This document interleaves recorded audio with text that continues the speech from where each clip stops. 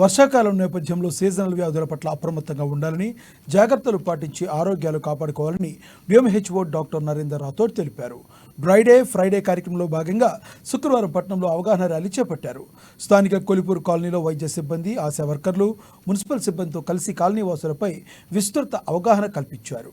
వర్షాకాలం ప్రారంభమైన తరుణంలో వ్యాధుల ప్రబలడానికి ఆస్కారం ఉందన్నారు. వ్యక్తిగత శుభ్రతతో పాటు పరిసరాలను సైతం శుభ్రంగా ఉంచుకోవాలన్నారు. దోమలు వ్యాప్తి చెందకుండా ఉండాలంటే నీరు నిల్వ ఉండకుండా చూసుకోవాలని సూచించారు. అప్పుడు సీజనల్ వ్యాధులకు అడ్డుకట్ట పడుతుందన్నారు.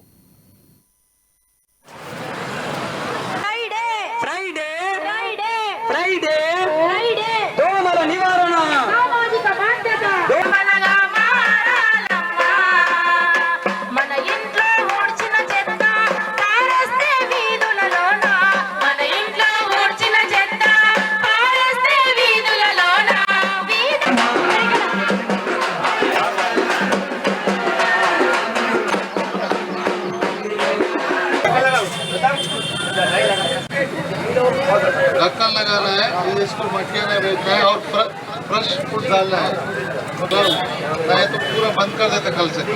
ठीक है.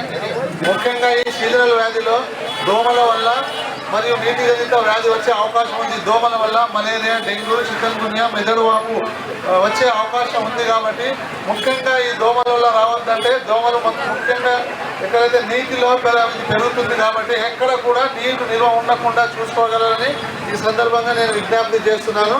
అదేవిధంగా మీ ఇంట్లో ఏదైనా పాత టైర్లు కానీ, బకెట్లు, కొబ్బరి బొండం కానీ, లేకుంటే ఏదైనా చిన్న ఎక్కడైతే నీరు నిల్వ ఉంటుందో అక్కడ ప్రతి ఫ్రైడే రోజు డ్రై డే చేయాలని నేను అందరికీ విజ్ఞప్తి చేస్తున్నాను. ఎందుకంటే ప్రతి చిన్న దగ్గర కూడా ఒక దోమలు ఉంటే ఒక డెంగ్యూ వచ్చే అవకాశం ఉంది. కాబట్టి ముఖ్యంగా ఆదిలాబాద్ పట్టణంలో మనకు గత సంవత్సరము మనకు 108 కేసెస్ రికార్డ్ అయింది. కాబట్టి ఈసారి పట్టణ ప్రజలందరూ సహకరించి ఎవరి పరిసరాల